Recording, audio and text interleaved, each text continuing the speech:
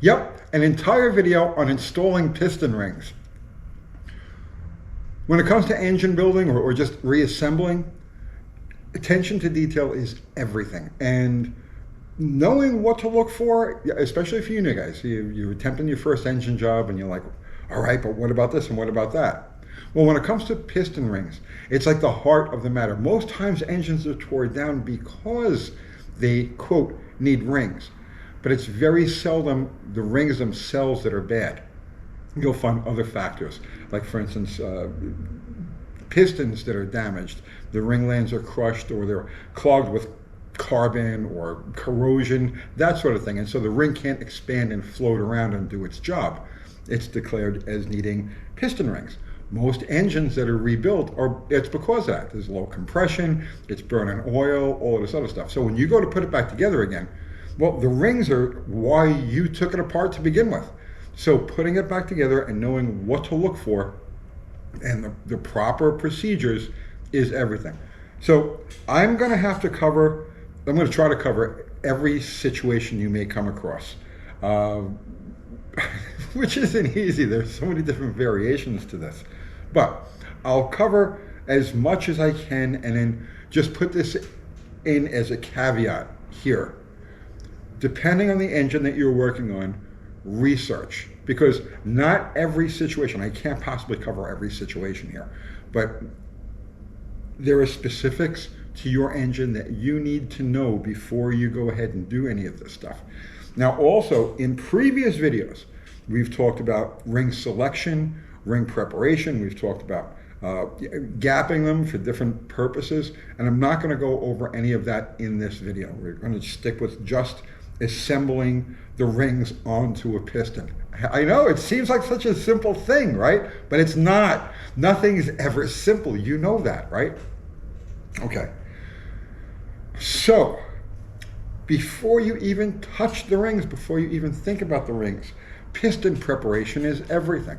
So obviously we want our piston as clean as possible. This one here is used 383 Mopar piston, and we wire wheeled it down nice and gently so as to not gouge it or damage it, and then we gassed it afterwards, and then we cleaned and checked the ring lands. Okay, so, and we talked about this before, but we'll do it again because this is actually a very important tool, okay? This is a tool that you're going to make yourself out of a broken ring that came out of the engine. You find a good ring, break it, and then wrap one end of it in electrical tape like that, and that's your ring cleaning tool. All right, so you're going to take your tool initially after you've cleaned the piston, dried it all off. You're going to take your tool and you're going to go through the ring lands with it, okay? And you're going to scrape out any carbon, any gack, any corrosion, anything that's in there. Super important first step. But that's not the only purpose of this tool. You're also going to check the condition of the ring lands with this tool. So as you're going around the piston with this thing, you're going to look for first lap around, and this is going to be for both the top and the second ring. Your first lap around is just to clean out the carbon and anything that be built up in there. You're also going to be feeling for tight spots as you go along. Now a tight spot needs to be inspected. Is it tight because there's stuff built up in there that you haven't been able to scrape out with this yet? Or is it tight because the piston is damaged and the top of the piston is crushed down on the ring land? Because if the piston is crushed down, yes, you can file the ring land to get it to seat again, but the integrity of the piston is damaged. So at that point, I wouldn't trust it, and I would get another piston. But either way, you're going to go around your first time looking for tight spots. Okay. Once you've done that, you've gone around the top and the second ring. Now you're going to check for loose spots, and that's where this tool comes in handy. So you're going to do is you're going to put it in backwards. You're going to put it in like this. Okay, and now you're going to wiggle it up and down, right? And as you go around the piston, so you only want it to sit in there like that, and as you go around the piston, you're going to wiggle it up and down like this, right? So now what you're looking for is excessive wiggle. Okay, you want to make sure that as you go around the piston, the amount of wiggle is even all the way around. If you get to a certain point and suddenly this thing is going like this, now you know that ringland is spread. For whatever reason, whatever happened, and it does happen, the ringland is spread, and so it won't properly seal. So at that point, again, if the ringland is spread, toss that piston and get yourself another one. It's not common, but it does happen, and it is worth checking, especially on the top ring. If when you took your engine apart, you found that it had broken rings, almost always you're going to find excessive play there. So keep that in mind. All right, so very important tool to, for this whole procedure. So keep that in mind. All right. So we've prepped our piston. This thing is clean. The ringlands have all been gouged out. They've been checked for tightness and looseness. And now we're ready to proceed and actually put rings in the engine. So before you even touch the rings themselves, be aware of the packaging. So here we have two examples. Here we have these Engine Tech rings. Okay. These are for the same engine. A 4 1/4 bore engine. So it'd be a 427 Chevy, let's see, Chevy GMC 427, Pontiac, anything with a 4 1/4 bore with a cast ring. It's kind of a universal ring. But these are the same rings, different packages. So Engine Tech and Hastings. So Engine Tech packages its rings. I know this seems trivial, but oh boy, is it important. Packages its rings this way. Okay, and you're going to see on the flaps of the box, see? Oh, I've got it upside down. Sorry, guys. Top groove, second groove, third groove, the oil rings, all right? They're not individually packaged. So you need to be aware of that, and you're going to work out of this box. Don't take them all out. Leave them in this box and take them out one by one as you need them. And then you've got this Hastings box, which is just a box, and these rings are packaged individually like this. And we've got our third groove, and we've got two packages that are marked third groove, and these are the oil rings. You've got the expanders and the actual oil rings themselves.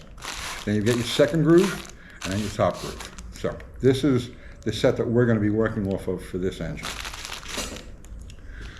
All right, now it seems pretty simple now, right? Take the rings out of the packages and stick them in the piston. Not so fast. We're going to start with our expander. So first ring to go on the engine is the expander, the oil ring expander. So this doesn't actually come in contact with the cylinder walls, but what it does is it keeps the oil rings in contact with the cylinder walls. Now, what you need to know about these is that they come in a couple of different varieties. So this style here just butts up against itself. The ends butt up against each other in the ring, in the piston, I should say. Nothing really special to know about these, and they're almost foolproof. But there are other styles, which I don't happen to have here. Some of them interlock with each other. Okay, so in other words, there's going to be a male and a female end. And when you install this on the piston, the male and the female end have to kind of couple to each other. It's easy and a very, very common mistake on that type of ring to install them slightly overlapped. Right? And you won't realize it until you go to actually put the piston in the cylinder. If they're slightly overlapped, they don't, it's not completely round, right? The rings won't be held completely round. And when you go to put it in the cylinder, it won't want to go past the oil ring. So before you start jamming a piston, if you get a piston, and if, let's say, after a time or two, trying to, with the ring compressor on it, and you're trying to push it down the hole and it won't go, take it back out and take a good look at your expander. Now there's another type of expander also, and this is something you need to be aware of. It's not common. I can't think of the engines off the top of my head that have this, but I've come across it numerous times. Some of these have a locating tab that will align with a hole in the oil ring land of the piston. When you come across something like that, you need to make sure that the little tang that's pointing to the inside fits into that hole. Like I said, I can't think of the engine specifically that you come across with that situation. I'm just old. But you may come across it, so be aware of that. If you see a little tab that sticks down on the expander, it fits into a hole in the piston.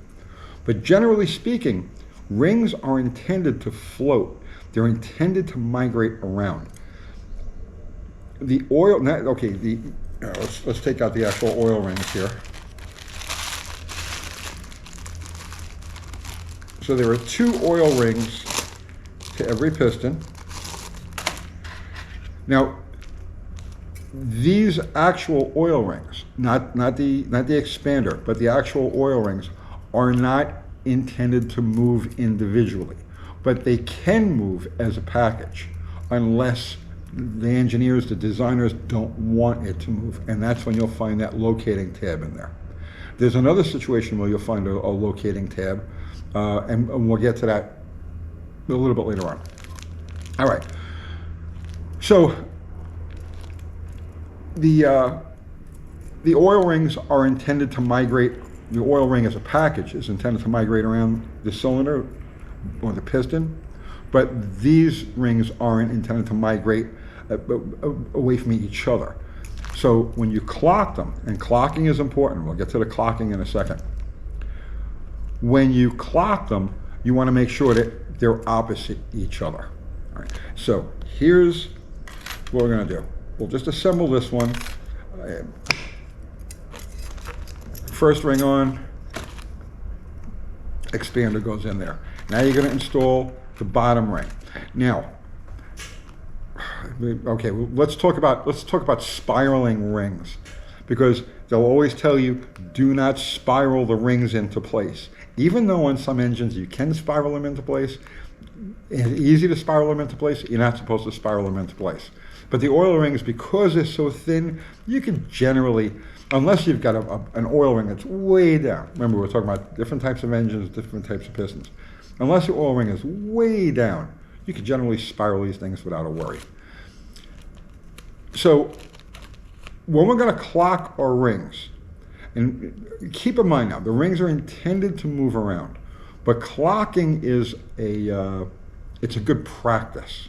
Okay, it's a good practice. And the purpose of clocking is to make sure that the gaps in the rings don't all line up with each other. So when I assemble a piston, I use north, south, east, west. It's really simple, okay? So here's the top of the piston, bottom of the piston, side, inside, pin side, okay? So north, south, east, west. And I may have that backwards because I'm doing this into the camera, but you get the idea, right? Make a cross out of it. Make an X out of it. So first ring goes on, and we're just going to spiral this one into place. Oil rings spiral very easily. Okay. And then we're going to take that gap and we're going to set it up at the top of the piston, north, right? Now we'll turn the piston this way, and we're going to spiral this one in place.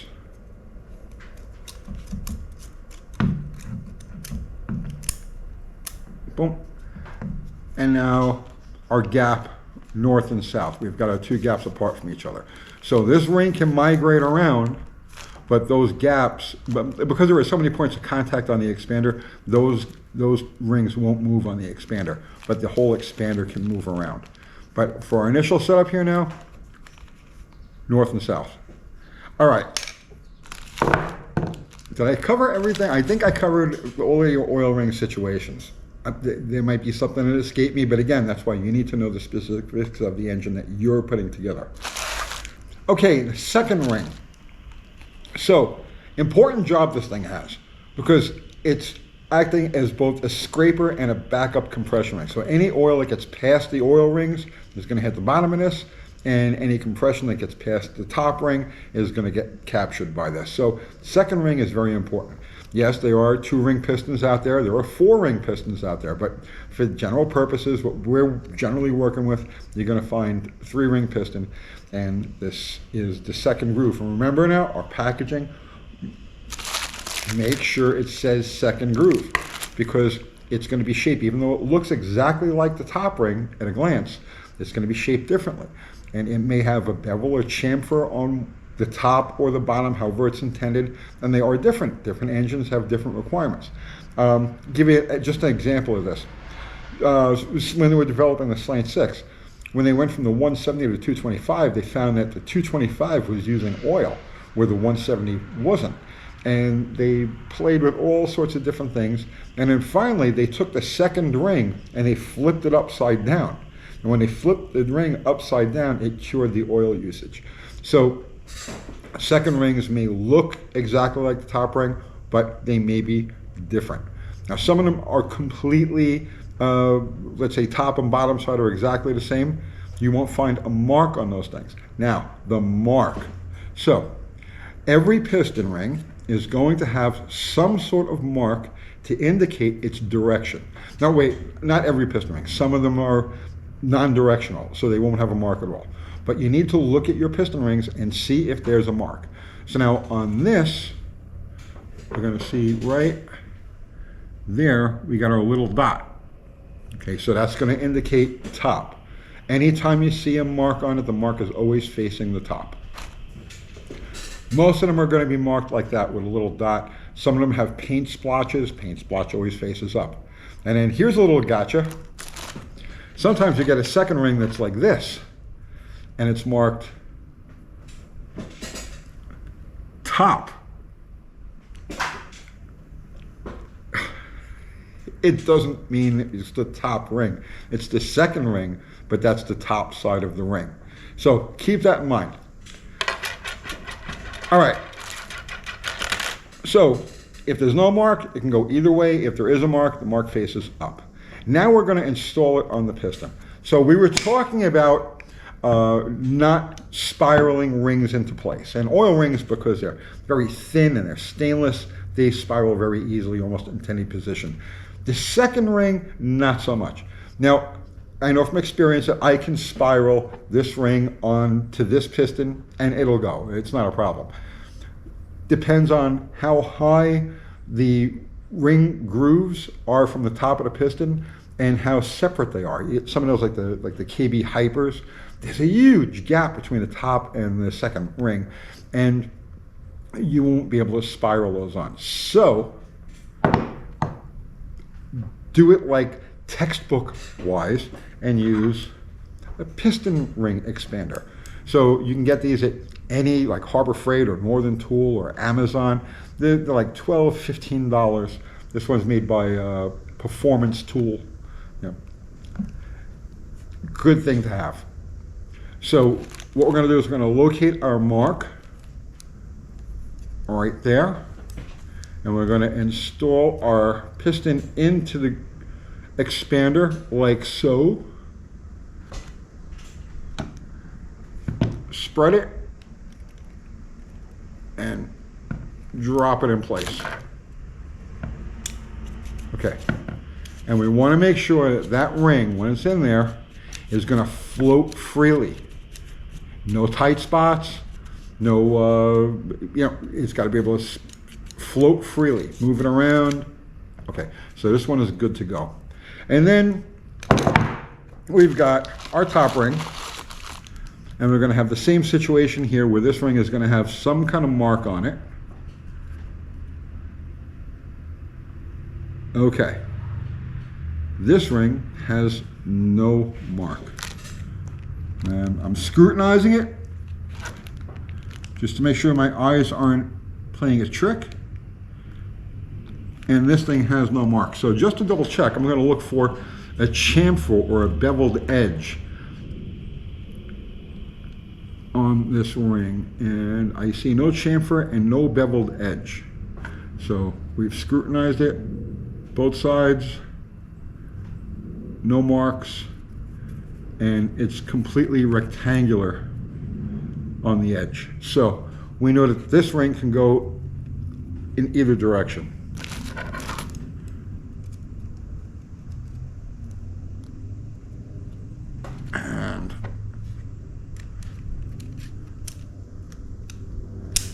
boom, in place. And again, check to make sure that it floats freely. Now, clocking. Now that we've clocked them, remember, we went north and south on our oil gaps, or our oil ring gaps. We're gonna go east and west. I know. This isn't how they tell you to do it. They tell you, you know, every so many degrees. 1 second, and I'll explain that, okay? So we're gonna go east on the second ring and west on the top ring, all right? And the reason I choose to do it this way is because here's the pin is your pivot point of the piston. And there is going to be some movement. Some engines more than others. You know, you get a forged piston race engine. It's going to have big piston and wall clearance, and that thing's going to wrap around like crazy. So the distance when a piston rocks on the bore, it's this way. You've got movement up and down this way, but none this way. By aligning the gaps with the wrist pins, we know that they're not going to be subject to any let's say rocking over here. They're going to be in line with the part of the piston that doesn't rock. All right, now that's your textbook clocking of rings. But you know, here's the thing with this: don't go crazy with it. And the reason for that is that these things are designed to migrate around. They're not designed, but they're intended to migrate around as the engine is running, as it goes through its millions of cycles. These rings are going to move slightly here, slightly there. They're going to be biased one way or the other, depending on a zillion different factors. And they're going to migrate around. If you take an engine that you put together, you take it apart again, let's say after 10,000 miles, whatever it is, you'll find those gaps are everywhere. So it's just good general practice to clock them when you put it back, when you put it together. But in reality, it's not going to make any difference. They're going to move all over the place. If they don't move around, that means there's a problem. That means that the ring lands are too tight and are not allowing the rings to float around as they should. It occurred to me as I was riding home to edit this video that there are exceptions to that free-floating top ring rule. And that would have to do with some two-stroke, like dirt bike engines, where they'll put a pin in the ring groove to keep the ring from moving around. The ends of the ring will meet up against that pin. And the purpose of that is to keep the ring, the gap, to keep the ends of the ring from getting involved in the port. So two-stroke only engines, but it is something to be aware of. There are exceptions to every rule, and that's one of them. All right, we'll just insert this wherever it's appropriate. So, like I said, most of the time an engine that's blamed, or a problem with an engine that's blamed on bad rings, you know, low compression and burning oil and so on and so forth, really has nothing to do with the rings at all. It's going to have to do with the condition of the piston and the home that the ring sits in. So that's why more important than clocking or anything like that is going to be the ability to freely float around in the piston. All right, I think I covered pretty much. I say that at the end of one of these videos, right, where I say, I think I covered everything. I should make notes, but I don't. So your final step with this, old school mechanics used to dip the head of the piston into a thing of oil. So this way it's all very, very lubricated when it goes together. That's the old way. What I generally do is I'll spray it down with PB Blaster or WD just to give it a lubricant for assembly. You could swab them down with automatic transmission fluid or something like that, but you do want them lubricated. You want the ring lands lubricated for when the engine, its initial start, and then after that, just nature takes over, and the natural splashing of oil in the crankcase will keep everything lubricated. So give them some sort of lube. Also, don't ever forget to lubricate your pinholes, right? If you have a wrist pin oiling hole, make sure you put a couple of drops on there too, and you know, soaking around. So that's it, guys. Lots to pay attention to. Attention to detail is everything. Do all of this stuff right. Don't overlook anything. Make sure you keep your rings in the right package, in the right order as you're putting it together. Be methodical about it. Be clean about it. Don't allow yourself to get distracted by other stuff. Do this when you've got nothing else going on, nobody bothering you, the phone's not ringing, you know, you're not late for dinner or anything, so you don't make any mistakes.